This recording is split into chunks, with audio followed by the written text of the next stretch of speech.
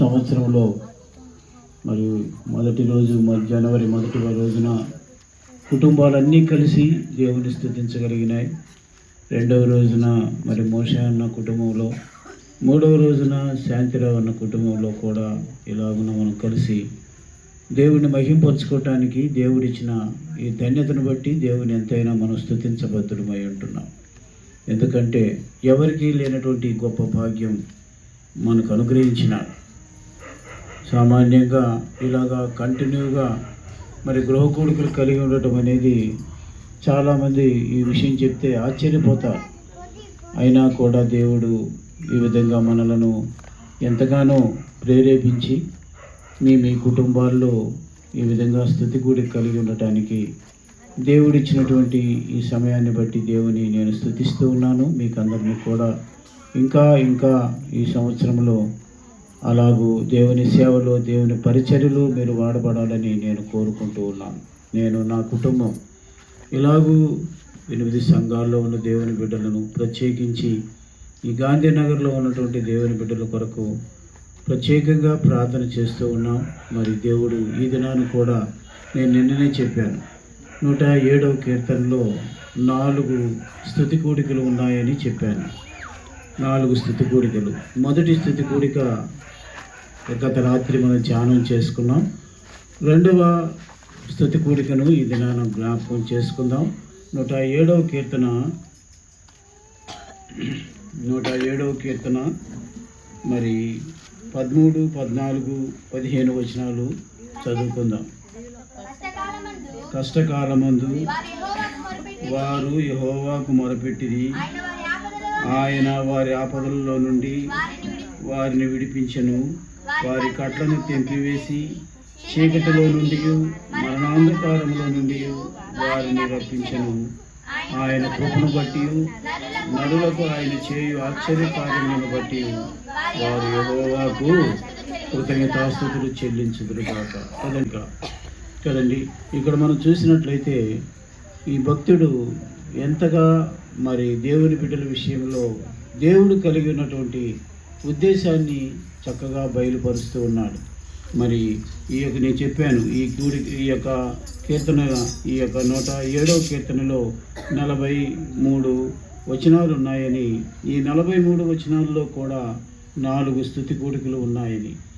మరి ఈ యొక్క రెండవ స్తుతి కృతజ్ఞత కూడి పరిస్థితిని మనం చూసినట్లయితే ఇది కూడిక అనుకోవచ్చు, లేదంటే ఆనాడు మన పితరులైనటువంటి ఇశ్రాయేలీయులు కలిగి ఉన్నటువంటి కృతజ్ఞత అనేవి మనం అనుకోవచ్చు.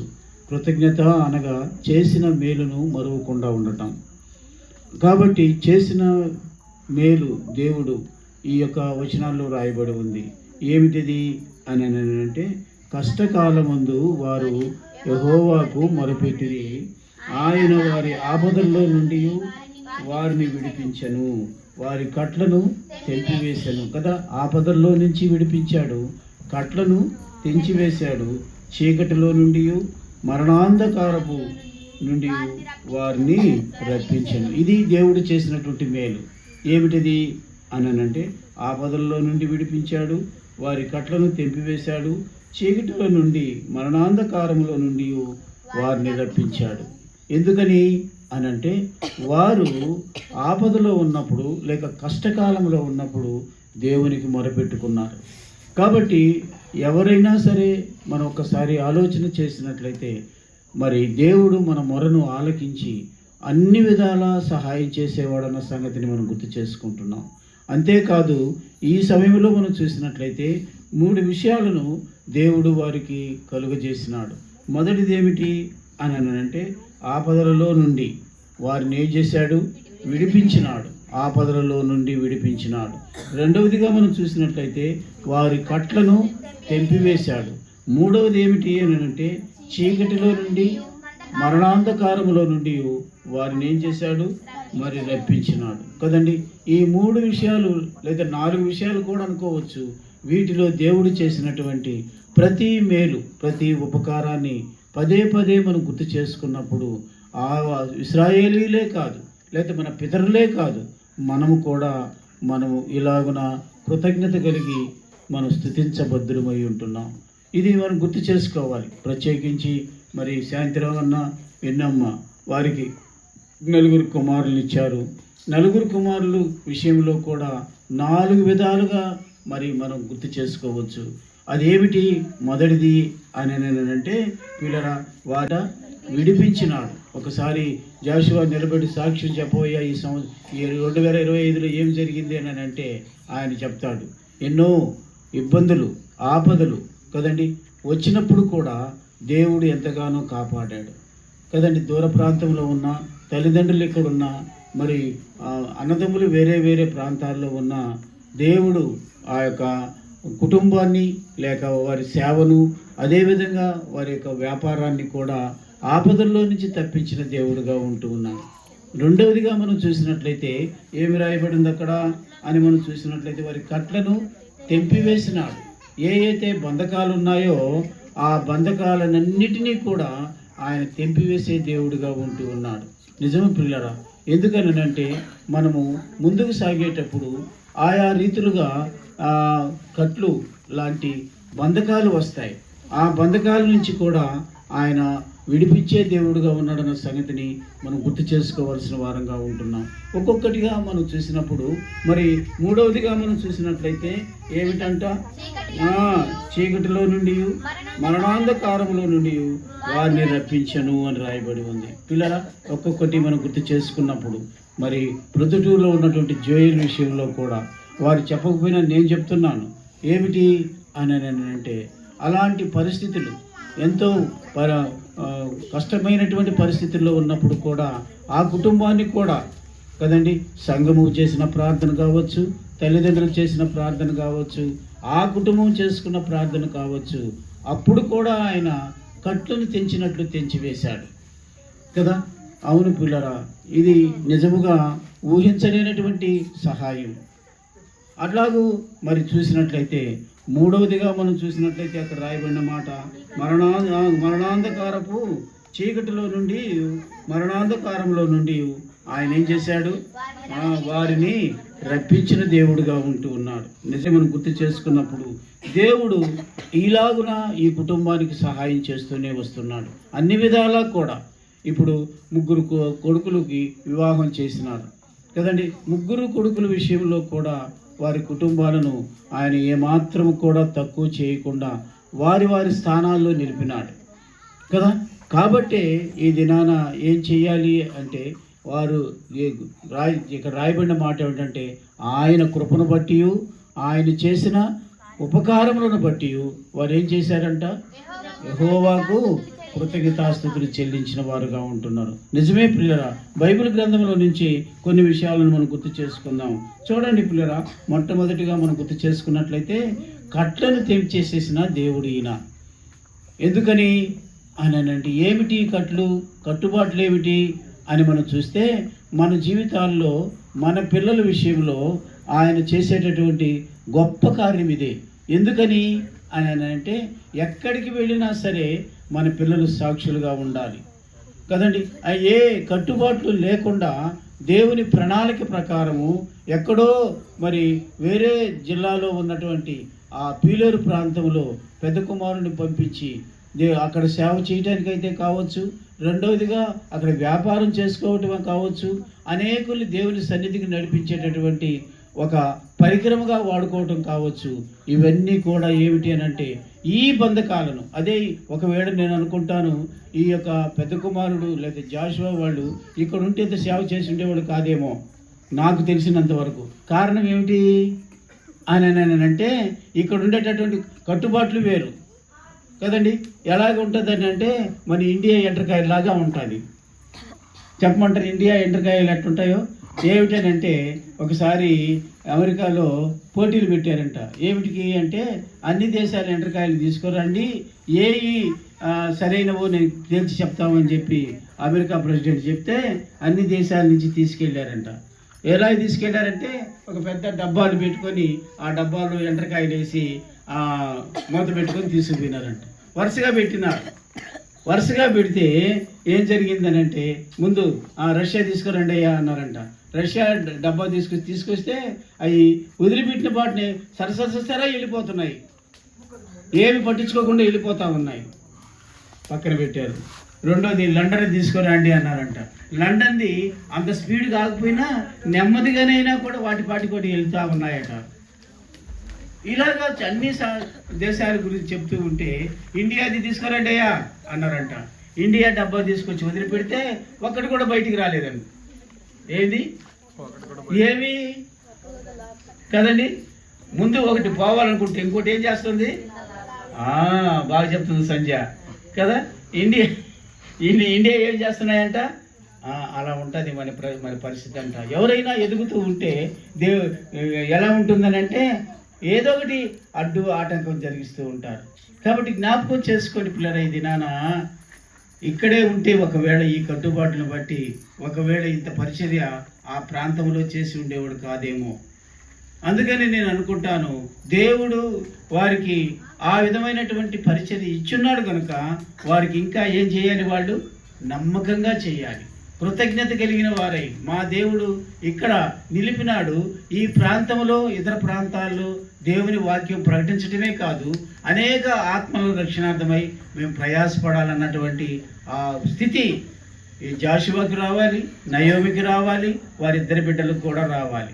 ఆ మనసు వచ్చినప్పుడు దేవుడు తప్పనిసరిగా దేవుని యొక్క నామములో ఆయన ప్రణాళికను ఈ సంవత్సరం, ఈ 2026 సంవత్సరంలో కూడా అత్యధికంగా చేయటానికి ఆయన ఇష్టపడేవాడుగా ఉంటూ ఉన్నాడు. అది మనం చూసినట్లయితే ఆ ఆపదలలో లేక అక్కడ రాయబడిన మాట మనం చూసినట్లయితే ఏం రాయబడి ఉంది, ఆపదలలో నుండి వారిని విడిపించను అని రాయబడి ఉంది. ఇందాకనే చెప్పాను నేను. ప్రొద్దుటూరులో ఉన్నటువంటి ఒక కుమారుడు జోయల్ ఉన్నాడు. ఆయన పిల్లల విషయంలో ఒకసారి చాలా దుఃఖపడ్డాం. అవునా, ఏమిటి ఆ పిల్లలు వాళ్ళ ఒక కుమారుడు నా కాలు విషయంలో ఎంతో ఇబ్బంది పాలైనప్పుడు ఎంతగానో ప్రార్థన చేస్తే ఆ ఆపద నుంచి, అంటే దానికి ఏదైనా పేరు పెట్టుకోవచ్చు, ఆ బిడ్డ నడవలేడనో ఇంకొక పేరో పెట్టుకోవచ్చు, వాటి నుంచి కూడా ఆయన విడిపించినాడు కదండి. అంతేకాదు ఈ రీసెంట్గా కూడా జోయలు ఆరోగ్య విషయంలో కూడా అద్భుతమైన కార్యాన్ని జరిగించినాడు కదండి. కాబట్టి ఒక్కసారి ఆలోచన చేసినట్లయితే దేవుడు చేయవలసినది సమస్తము చక్కగా జరిగిస్తున్నాడు కనుక మాకెందుకులే, మా అవ్వ మా మామ మాకు అత్త చేసుకుంటారు, మా పెద్దబాబు చేసుకుంటాడు అని జోయల్కు భార్య జోయల్ అనుకోకూడదు. ఏం చేయాలో తెలుసా, తప్పనిసరిగా పనిముట్లుగా పని చేయాలి, కృతజ్ఞత కలిగిన వారై. మీరు అనుకోవచ్చు మా పేర్లు చెప్పేది ఏం చెప్పేది అని అనుకోబాకండి. కారణం ఏమిటి అని అంటే దేవుడు ఈ కుటుంబానికి, నేను చెప్పాను కదా, 4 విధాలైనటువంటి ఆయన మేలు చేశాడు. కాబట్టి మీరు కూడా నమ్మకంగా ఆ ప్రాంతంలో ఒక్క ఆత్మనైనా 2000 సంవత్సరం ఇది 26వ సంవత్సరంలో మీరు ఒకవేళ డిసెంబర్ నెలలో కానీ మధ్యలో ఎప్పుడైనా వచ్చినట్లయితే ఏ కుటుంబానైనా మీరు తీసుకుని వచ్చారమ్మా దేవుని మందిరానికి అంటే చెప్పేటట్టుగా ఉండాలి కదండి. మేము ఒక కుటుంబాన్ని దేవుని సన్నిధికి తీసుకుని వచ్చాము, వాళ్ళకి సువార్త ప్రకటించినాము, వారు దేవుని నమ్మినారు అన్నటువంటి ధైర్యంతో మీరు ముందుకు సాగాల్సిన వారంగా ఉంటున్నారు. తర్వాత మరి 3వ కుమారుడు ఉన్నాడు, ఆయన యోహాను నందు. వాళ్ళ విషయం ఏమిటి అని అంటే రీసెంట్గానే వారికి మ్యారేజ్ అయ్యింది. మరి ఈ సంవత్సరము వారు 2026లో చక్కని బహుమానాన్ని చేతిలో పట్టుకోబోతున్నారు. అవునా, కాబట్టి అదే యోహాను ఎలా ఉన్నాడు అని అంటే దేవునికి దూరంగా ఉన్న దేవుడు చక్కని విశ్వాసి అయినటువంటి నందును ఆయనకు సాటి అయిన సహాయంగా ఇచ్చాడు కదండి. అందుకే ఆ కుటుంబాన్ని దేవుడు ఆమె విశ్వాసాన్ని బట్టి కావచ్చు, మరి తల్లిదండ్రుల యొక్క ప్రార్థన బట్టి కావచ్చు, ఆమెకు గర్భఫలం ఇచ్చినాడు. కాబట్టి ఇప్పుడు ఎలా ఉండాలి యోహాను వాళ్ళు, ఎవరు పలకరు కదండి, కృతజ్ఞత కలిగిన వారై కదండి, వాళ్ళు అన్న దగ్గరే ఆయనకి సహకరిస్తూ కదండి, దేవుని పరిచర్య కావచ్చు, వ్యాపారం కావచ్చు, వీటన్నిటిలో కూడా ఆయన అలాగా బాధ్యత కలిగి ముందుకు సాగాల్సిన పరిస్థితి ఉంది. అదేవిధంగా ఒక కొరత ఉంది. ఏమిటది అని అంటే ఆఖరా కొడుకు ఉన్నాడు, ఆ కొడుక్కి ఇంకా చీకటిలోనే ఉన్నాడేమో అనిపిస్తుంది కదా. ఎందుకని అని అంటే ఇప్పుడు ఆయన ఫ్రెండ్స్ ఎక్కువ, లేకపోతే ఇంకోటి కావచ్చు కదండి, అది కూడా దూరం చేసుకొని దేవుని సన్నిధిలో ఉండగలిగితే ఆయన పేరు వెస్లీనేనా? అబ్బో, ముందు కూడా ఉందన్న ఒక పేరు. ఏది ఏమైతేనేమి ముచ్చటగా ఏమని అంటున్నారు వాళ్ళ అమ్మ నాన్నలు? చింటూ అంటున్నారు. ఈ చింటూ చీకటిలో నుంచి బయటికి రావాలి. అర్థమైందండి? ఎందుకు చెప్తున్నాను ఈ మాట అంటే, పోయినసారి కూడా బాప్తీసాలప్పుడు మా అబ్బాయికి ఏమంటే మాకు ఒకటే తలంపు వచ్చింది. ఎందుకనంటే ఇంకా ఎక్కడున్నాడు ఈయన కదా, చెప్పొద్దులే, అర్థమైపోయి ఉంటుంది అందరికీ. కాబట్టి వాళ్ళు ముగ్గురు అన్నలే, ముగ్గురు వదినలు ఏం చేయాలి? చింటూ కోసం చేయాలా పడలేదా? ఎందుకని? ఈ కొరత ఉండకూడదు కదా. విడిపిస్తాడా ఈయన కట్ల నుంచి అని అంటే చూస్తాం. 2 సందర్భాలు మీ ముందుకు తీసుకుని వస్తాను. చూడండి పిల్లరా, మరి ఒక్కసారి ఆ కట్ల నుంచి తప్పించే దేవుడు కాదా అన్న సంగతిని మనం చూసినట్లయితే చూడండి నాతో పాటు. అపోస్తల కార్యాలు ఎందుకు ప్రార్థన చేయమన్నాను మిమ్మల్ని అని అంటే, అపోస్తల కార్యాలు 12వ అధ్యాయము 5వ వచనం నుంచి చదువుకుందాం. ఏమి రాయబడి ఉందో చూడండి. అపోస్తల కార్యాలు 12వ అధ్యాయము 5వ వచనం నుంచి. పేతురు చెరసాలలో ఉంచబడినప్పుడు సంఘమంతా ఏం చేసిందంట? అతని కొరకు ఏదంట? ఉట్టి ఆసక్తి కాదు. ఏ ఆసక్తితోనంట? అత్యాసక్తి. ఎందుకు ఆసక్తితో చేసినారని ఎందుకు చెప్పలేదు అంటే, అంతకన్నా అధికమైన ఆసక్తితో వాడు చేశారు కనుక. కాబట్టి సంఘము అంటే ఏదో కాదు, మనము మన కుటుంబాలు అదే సంఘం. కాబట్టి ఈ విషయంలో కూడా మనం ఏం చేయాలి అని అంటే, ముగ్గురు అన్నలు లేకపోతే ముగ్గురు వదినలు కుటుంబాలుగా చేరి మరి ఆ యవనస్తుడి కొరకు ప్రార్థన చేస్తే, అత్యాసక్తితో ప్రార్థన చేస్తే ఏం జరిగిందో చూడండి. ఇప్పుడు దేవుడు తన దూతను పంపించాడు. పేతురు ఎక్కడున్నాడు అని మనం చూస్తే ఎక్కడున్నాడండి? మనం చూస్తే చెరసాలలో ఉన్నాడు. అంతేకాదు, మీరు కిందకి చదువుకుంటూ పోతే ఏం రాయబడి ఉందో చూడండి. అక్కడ రావాలని ఉండగా ఆ రాత్రి 2 సంకెళ్లతో బంధింపబడి 2 సైనికుల మధ్య హాయిగా నిద్రపోతున్నాడు కదా. ఇలాంటి పరిస్థితి ఉంది పేతురికి. అయితే ఇప్పుడు ఏం చేసినాడు? వచ్చిన దేవుని దూత అని మనం చూస్తే చూడండి, అక్కడ రాయబడిన మాట. మరియు కావలి వారు ఉండగా, చెరసాల దగ్గర నిల్చుకుని ఉండగా ప్రభు దూత ఎవరి దగ్గర నిలిచి ఉన్నారు? మన పేతురు దగ్గర నిలిచి ఉన్నారు. నిలిచి ఏం చేస్తున్నారు చూడండి. వెలుగు ప్రకాశించెను. దూత పేతురు ప్రక్కను తట్టి, త్వరగా లెమ్ము. లేపగా బాగా వినండి, ఏం రాయబడింది? ఏం ఊడి పడిపోయినాయంట? సంఖ్యలు ఊడి పడిపోయినాయి. సంఖ్యలు, కట్టబడినటువంటి సంఖ్యలు ఊడిపోవాలి అని అంటే మన కట్లను మనం తీసుకోలేము. కానీ మరి ఎవరు చేయాలి ఆ పని? 2 విధాలు ఉన్నాయి అక్కడ. సంఘము అత్యాసక్తితో ప్రార్థన చేస్తూ ఉంది. ప్రభుదూత ఎక్కడికి వచ్చినారు? పేతురు దగ్గరికి వచ్చారు. చేతులకి ఏమున్నాయి? సంఖ్యలు ఉన్నాయి. మరి ప్రభుదూత ఇప్పినారా లేకపోతే సంఘం ఇప్పిందా? ఎవరిని విప్పురా. దేవుడే ఆజ్ఞ ఇస్తే కదండి. నేను అందుకే చెప్తున్నాను, ఆ బాబు కోసం కావచ్చు, ఇంకా అనేకుల కోసం కావచ్చు, మనం ఏం చెయ్యాలి అని అంటే, ఆ సంఖ్యలు ఉన్నాయి చూశారు, అవి ఊడిపోవాలి. అవి ఊడిపోవాలి. ఈ యొక్క కుటుంబంలోనే కాదు, అనేక కుటుంబాల్లో సంఖ్యల చేత బంధింపబడినటువంటి స్థితిలో ఉన్నవారు ఉన్నారు. వారు లెక్కలేని స్థితిలో ఉంటూ ఉన్నారు. వారి లెక్క లేకుండా ఉంటే నీ గాక. నువ్వు నేనేం చెయ్యాలి? ప్రార్థన చేయాలి. సంఘం అత్యాసక్తితో ప్రార్థన చేయగా ప్రభుదూత అక్కడికి వచ్చి ఏం చేసింది? చేశాడు ఆయన, తట్టాడు అంతే.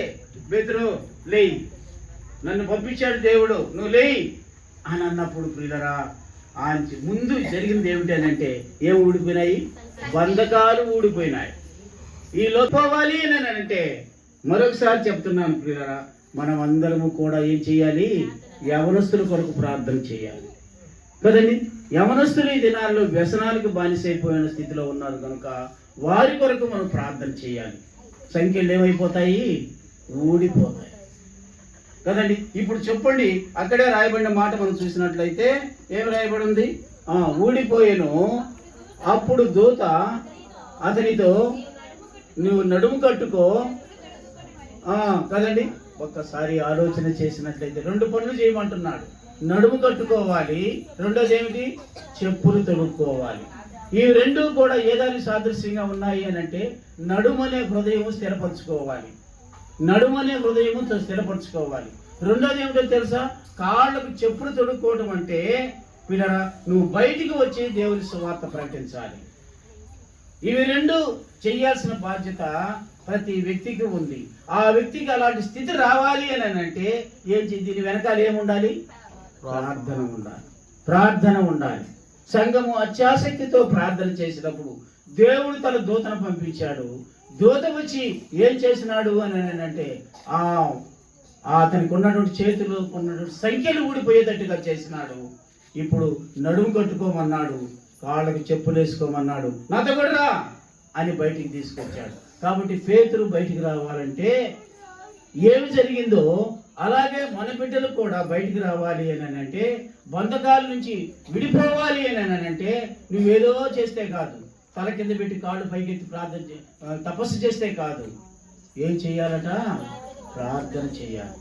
దీనికి బలం ఒకటే చెప్తున్నాను, ఏమిటేనంటే మరి ఆ యొక్క యవనస్తుడైన బిడ్డకి 3 వదినలు ఉన్నారు, 3 అన్నలు ఉన్నారు, తల్లి తండ్రి ఉన్నారు. వీరందరూ కూడా ప్రార్థన చేస్తే ఇదే ఒక సంఘం. ఎలా చేయాలి? అత్యాసక్తితో చేయాల్సిన బాధ్యత మీ కుటుంబానికి ఉందన్న సంగతిని మనం మర్చిపోకూడదు. ఇంకొకటి ఉంది, ఏమిటనంటే ఇంకొక కట్టు తెగిపోయినటువంటి ఊడిపోయినటువంటి ఇంకొక సందర్భాన్ని మీ ముందుకు తీసుకుని వస్తాను. 13వ అధ్యాయంలో మనం చూస్తే అక్కడ రాయబడిన మాట చూడండి పిల్లరా. ఇదేమిటో ఒక్కసారి మనం ఆలోచన చేసినట్లయితే ఈ యొక్క స్త్రీ ఎలా ఉందో చూడండి, ఎలా ఉందో చూడండి. మనం గుర్తు చేసుకున్నట్లయితే 13వ అధ్యాయము 16వ వచనంలో మనం గుర్తు చేసుకున్నప్పుడు అక్కడ ఎప్పటి నుంచి ఉంది ఏమనంటే 18 సంవత్సరాల నుంచి ఏమని ఎలా ఉంది?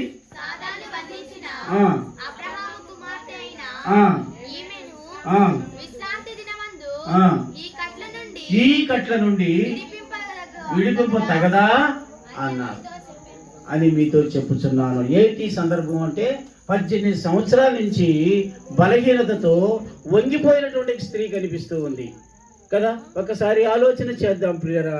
వాళ్ళు ఏమనుకున్నా ఏమి చేసినా సరే మరి మనకు మరియక్క ఉంది, ఈమె వృద్ధాప్యంలో ఉంది. ఆమెకున్నటువంటి ఆ బలహీనతలు పోవాలి అని అంటే ఏం చెయ్యాలి? అర్థమవుతుందా మీకు? యేసయ్య దగ్గర మనం శరణు చొచ్చాల్సిన వారంగా ఉంటున్నాం. అలా చేయగలిగినప్పుడు ఆమెలో ఉన్నటువంటి వంగిపోయిన స్థితిని దేవుడు చక్కగా నిలుపుతాడు, చక్కగా నిలుపుతాడు. ఏదైనా ఒకవేళ ఆమె నోటి నుండి వచ్చేటటువంటి చీకటి సంబంధమైనటువంటి మాటలు వచ్చినా సరే వాటన్నిటినీ ఈ సంవత్సరం దూరపరచాలి. ఈ సంవత్సరం దూరపరచాలి అని అంటే ఈ కుటుంబం ఏం చేయాలి? ప్రార్థన చేయాలి కదండి. ఎవరు ఉన్నారు? 3 కుటుంబాలు ఉన్నాయి. అయ్యా మరి మా అవ్వను సరైన రీతిలో సరైన విధంగా ఆమె చక్కగా నిలబడాలి అంటే నీలో నిలబడాలి అని ప్రార్థన చేయగలిగితే పిల్లరా తప్పనిసరిగా మరి ఆ పెద్ద ఆమె కూడా ఆ వృద్ధాప్యంలో ఉన్నటువంటి ఆ తల్లి కూడా ఆ చక్కగా నిలబడి దేవుని నామ మహిమార్థంగా ముందు ఇప్పుడు లేదా అంటే ఉంది. అందుకని ఆమె ఏం పేరు పెట్టాడు? యేసయ్య. ఏం బాగా చదవండి, ఏ రాయబడింది అక్కడ? ఈమె అబ్రహాము అర్థమైందా ఇప్పుడు? కాబట్టి అబ్రహాము కుమార్తె. ఆమె బలహీనతగా ఉంది, ఆమె చక్కగా నిలబడాలంటే ఏం చేయాలి? జ్ఞాపకం చేసుకోండి దినాన. ఎందుకు ఈ విషయాలు చెప్తున్నాను అని అంటే ఈ కుటుంబానికి ఉన్నటువంటి ఆ 2 కొరతలు కూడా తీసివేయాలని నా ఆశ. 2026లో పిల్లలు గుర్తు చేసుకోండి, ఒక యవనస్తుడికి రక్షణ రావాలి, ఒక వృద్ధాప్యంలో ఉన్న తల్లికి చక్కని ఆరోగ్యం రావాలి. ఇవి 2 రావాలి అని అంటే సంఘము ఏం చేయాలి? అత్యాసక్తితో ప్రార్థన. ఉట్టి ప్రార్థనే కాదు, ఎలా చేయాలి? అత్యాసక్తితో ప్రార్థన చేయగలిగితే పేతురులాగా ఏం ఊడిపోతాయి? సంఖ్యలు ఊడిపోతాయి. అలాగే ఈ యొక్క 18 సంవత్సరాల నుంచి వంగిపోయిన స్థితిలో ఉన్నటువంటి ఈ స్త్రీ చక్కగా నిలబడతారు. నమ్ముతున్నారా ఈ మాట? నమ్మితే ఈ దినాన్ని నుంచి ప్రారంభించేద్దాం. 2026 సంవత్సరంలో దేవుడు ఈ కుటుంబంలో చేసే అద్భుతమైన కార్యాలను బట్టి వారు నెక్స్ట్ మళ్ళా స్తుతికుడికి పెట్టుకున్నప్పుడు ఏం రాయబడింది అక్కడ? ఆయన కృపను బట్టి కదండి, నరులకు ఆయన చేయు ఆశ్చర్య కార్యములను బట్టి ఆయన ఏం చేస్తున్నారంట?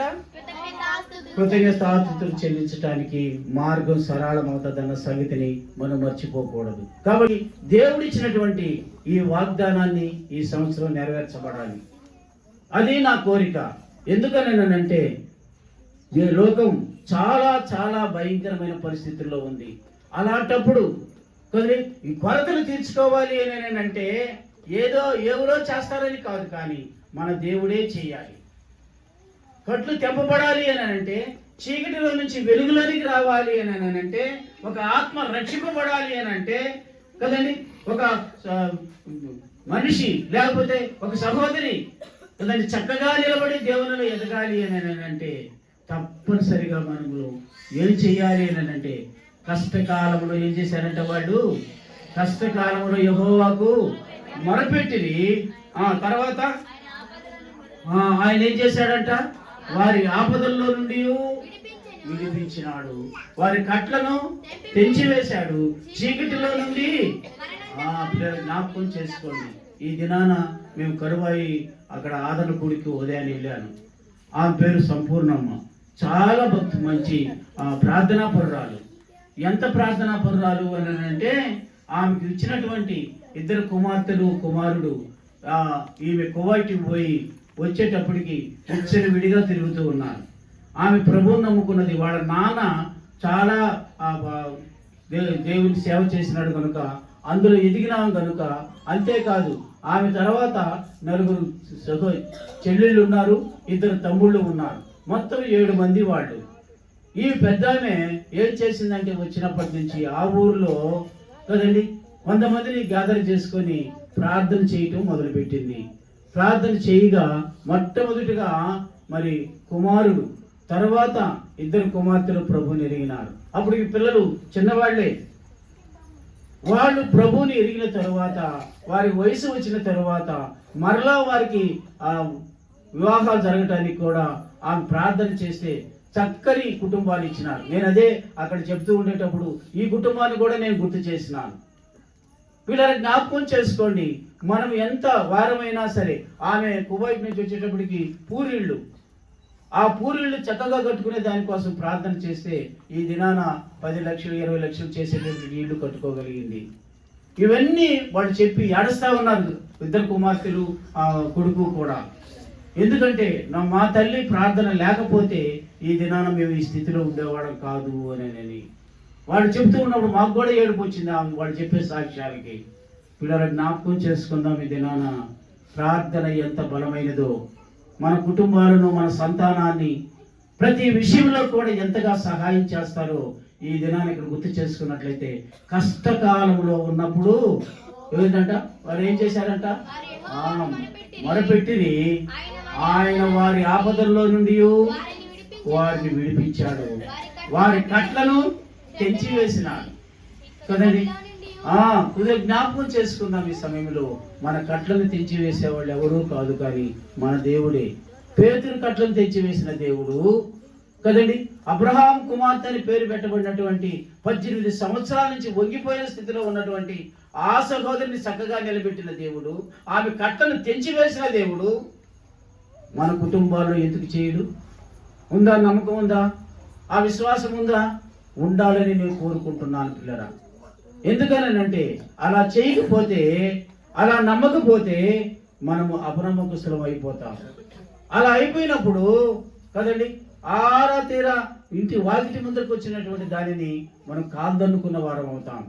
కాబట్టి ఈ 2026 సంవత్సరంలో ఈ యొక్క 2వ గృహ కూడికలో, ఈ స్తుతి కూడికలో ప్రభు నీతో నాతో మాట్లాడేది ఏమిటి అని అంటే, నువ్వు ప్రార్థన చేయి, నీ కట్లను విప్పబడతాయి, చీకటిలో నుంచి మరణాంధకారమైన స్థితిలో నుంచి నిన్ను నీ కుటుంబాన్ని నేను చక్కగా నడిపిస్తానని దేవుని వాగ్దానం చేస్తుంది. చివరిగా ఒక మాట చెప్పి నేను ముగిస్తాను. చూడండి పిల్లరా, మనం చూస్తే అక్కడ యాకోబు పత్రికలో చూడండి ఏమి రాయబడి ఉందో. యాకోబు పత్రిక 5వ అధ్యాయము 17వ వచనం చదువుకుందాం. ఏమి రాయబడి ఉందో చూడండి. యాకోబు పత్రిక అక్కడికి ఆగదాం. దానికి అర్థం చెప్పండి. ఎవరైనా మనలాంటి మనిషి ఎవరైనా ఏలే ఎవరు? గొప్ప ప్రవక్త కదండి. ఆనాడు కదండి ఆహాబు అనేటటువంటి రాజుని గడగడలాడించిన వాడు కదండి. అలాంటి వాడు కదండి. ఎవరు గొప్పోడేం కాదు, పైనుంచి ఆమెని కింద పడ్డవాడు కాదు. ఇక్కడ రాయబడిన మాట ఏమిటంటే ఏలియా మన వంటి స్వభావం కలిగిన వాడు. ఏ స్వభావం అంట? మన వంటి ఏంటి మన స్వభావము? ఇప్పుడు బాగానే భక్తిగా ఉంటాము, బయటికి వెళ్ళిపోయిన తర్వాత మన ఇష్టారాజ్యంగా ఉంటాము. అంటే ఇలాంటి బలహీనతలు ఉన్నాయి.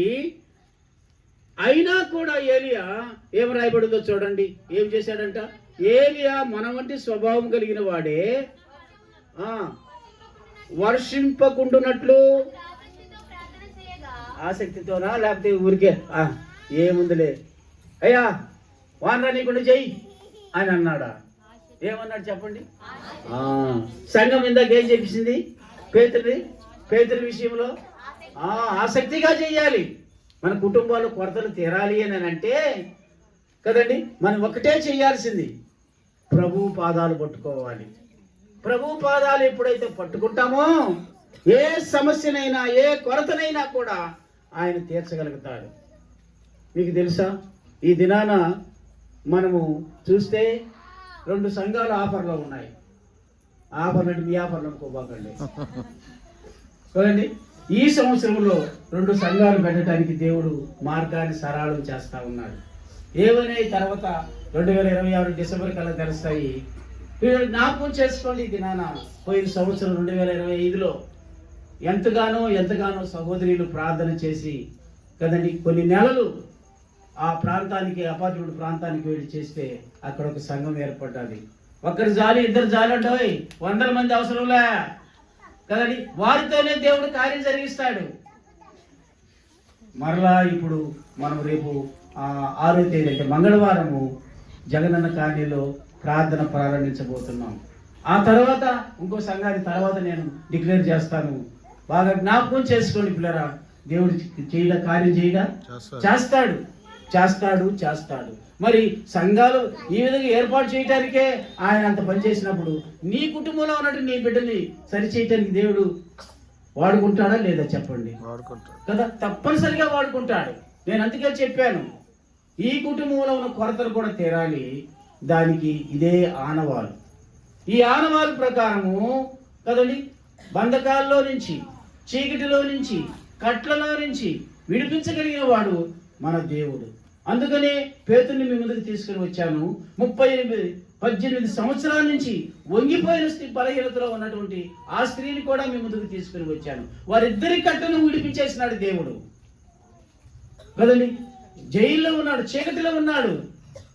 ఆ సంఘం అత్యాసక్తితో ప్రార్థన చేసింది. ఈ ప్రార్థన దేవుని దగ్గరికి వెళ్ళింది. దేవుడు తన దూతను పంపించాడు. పేతురు లేయి నాతో కూడా రమ్మన్నప్పుడు చేతులకు ఉన్నటువంటి సంఖ్యలు అక్కడే ఊడిపోయినాయి. ఎవరు కొరికాడ పడేలా, ఎవరు కాల్చాడ పడేలా కదండి. దేవుని శక్తివంతమైన మాట అంత గొప్పదన్న సంగతిని గుర్తు చేసుకోండి. సరే, ఎన్నో సంవత్సరాల నుంచి ఉంది ఆ స్త్రీ. అయితే అన్ని సంవత్సరాలు ఆమె వస్తానే ఉంది, మందిరానికి వస్తుంది, పోతా ఉంది, అంతే. ఎవరు కూడా ఆమెను పట్టించుకోవాలా. ఎలా ఉంది అని అంటే వంగిపోయి ఉంది. అంటే కింద చూసే పరిస్థితుల్లోనే ఉంది, కానీ చక్కగా నిలబడి పైకి చూసేటటువంటి స్థితి లేదు. ఇది ఆమె బలహీనత. ఆ బలహీనత తొలగిపోవాలి అని అనుకునే పరిస్థితి అక్కడున్న వారికి ఎవరికీ లేదు. యేసయ్య వాక్యం చెప్తూ ఉన్నప్పుడు వంగిపోయి ఆమె లోపలికి వస్తా ఉంది. ఎదురుగానే గేటు దగ్గర నుంచి వస్తా ఉంది. యేసయ్య చూశాడు, ఆమె మీద కరిగిరి పడ్డాడు. అక్కడ ఉన్న వారు ఎవరికి ఆ మీద కనికరం రాలేదు, కానీ యేసయ్య కనికరం వచ్చింది. అమ్మా అని పలకరించినాడు, దగ్గరికి వెళ్ళాడు, ఆయన చేయి చాపి ఆమెను తాకినాడు, అంతే కదండి. ఎంత చక్కగా నిలబడింది అని అంటే ప్రియుల జ్ఞాపకం చేసుకోండి. నవయవనురాలైనటువంటి స్త్రీ ఎలాగైతే చక్కగా బలంగా ఉంటుందో అంతగా ఆమె చక్కగా నిలబడ్డాది. అయితే అక్కడ ఉన్న వాళ్ళు అభ్యంతరం చేశారు. ఈరోజు విశ్రాంతి దినం ఎలా బాగు చేస్తావయ్యా నువ్వు అని అన్నాడు. దానికి అన్నీ చెప్పి అన్నాడు, ఈమె ఎవరు అనుకుంటున్నారు? ఎవరు ఈమె? అబ్రహాము కుమార్తె. ఎవరు కుమార్తె? అబ్రహాం ఎవరు? విశ్వాసులకు తండ్రి. అలాంటి ఆమెను మీరు అభ్యంతరపరుస్తారా అని ఆలోచన చేశారు. మీరు జ్ఞాపకం చేసుకోండి. ఆమె కట్లు విప్పజేయటం మంచిది కాదా, మీకు ఇష్టం లేదా అని అన్నప్పుడు అందరూ సిగ్గుపడ్డారు ఆ మాట, ఆ విశ్రాంతి దినము అన్నదానికి. కాబట్టి ఇప్పుడు జ్ఞాపకం చేసుకుందాం, మన దేవుడు ఎంత గొప్ప దేవుడు అని అంటే ఇప్పుడు మీకు నిదర్శనం చెప్పినాను. ఏలియా మన వంటి స్వభావం కలిగిన వాడే, ఆయనలో కూడా బలహీనతలు ఉన్నాయి. అయితే చదవండి ఏం రాయబడిందో, వర్షం కుడవకూడదని ఏం చేసినాడు ఆయన? ఆసక్తితో ప్రార్థన చేయగా 1.5 సంవత్సరం, 1.5 రోజు కూడా కాదు, 1.5 సంవత్సరం ఏం లేదు, భూమి మీద వర్షం పడలేదు. తర్వాత మరలా చేయగా ఆకాశము తెరవబడింది, విపరీతంగా వర్షం పడ్డాది. ఎవరు ఈయన? మీరే చెప్పండి. మన వంటి స్వభావం కలిగిన వాడికి ఏలియా పక్కన పెడదాం, మన పేర్లు పెట్టుకుందాం కదండి. ఏలియా ప్రార్థన ఆలకించిన వాడు మన ప్రార్థన ఆలకించడా? ఏమమ్మా చెప్పండి మీరే, ఏమండి చెప్పండి మీరే. కనుక పిల్లరా, ఆయన ప్రార్థన ఆలకించిన వాడు మన ప్రార్థన కూడా ఆలకిస్తాడు. మన కుటుంబంలో ఏముందో, ఏ కొరత ఉందో దాన్ని తీర్చడానికి ఆయన ఇష్టపడుతూ ఉన్నాడు. నేను చెప్పాను, ఇప్పుడు నలుగురు కుమారులు అయితే 3 కుమారులు ప్రభుని ఎరిగి సేవ చేస్తూ ఉన్నారు. మరి 4వ కుమారుడు కూడా చెయ్యాలని ఆసక్తితో తల్లిదండ్రులే కాదు, ఆమె కుటుంబం అంతా కూడా చెయ్యాలి. ఇక పెద్ద ఆమె ఉంది, ఆమె బలహీనతలను బట్టి ఆమె అందరినీ తొందర చేయకుండా ఉండాలంటే ఏం చెయ్యాలి కదండి? తీర్థ కూర్చోకూడదు. ఏం చెయ్యాలి? ప్రార్థన చెయ్యాలి. 7.5 సంవత్సరం ఏమీ లేదు, వర్షం లేదు. ఏలియా ప్రార్థన చేశాడు, ఆకాశం తెరవబడ్డాది. వర్షం అంటే దేవుని వాక్యం విస్తారంగా కుమ్మరించబడ్డాది. అలాగైతే ప్రియ సహోదరుడ సహోదరి, ఈ దినాన నేను ముగిస్తూ ఉన్నాను. ఒక్కసారి ఈ రెండవ స్తుతి కూడికలో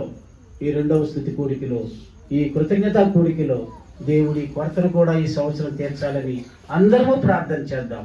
ఏమిటి అని అంటే సంపూర్ణంగా ఈ కుటుంబానికి కదండి, ఇంతకు ముందు ఉన్నటువంటి పరిస్థితులన్నీ మార్చేసినాడు.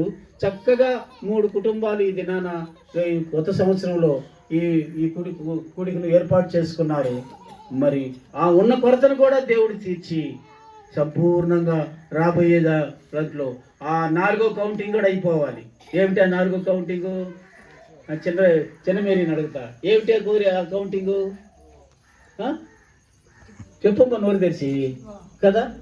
ఏం చేయాలి? ఆయన ఆ అబ్బాయి కూడా ఏం చేయాలి? మారు మనసు పొందాలి, పాప క్షమాపణ నిమిత్తం బాప్తీసం తీసుకోవాలి, సంఘములో ఒక పనిముట్టులాగా వాడబడాలి కదా. ఆ రీతిగా దేవుడి చేయులాగున మనం ప్రార్థన చేసుకుందాం. విన్న వాక్యాన్ని బట్టి ఒక సహోదరుడు ప్రార్థన చేయాలని ప్రభు పేరట మీకు మనవి చేస్తూ ఉన్నాను.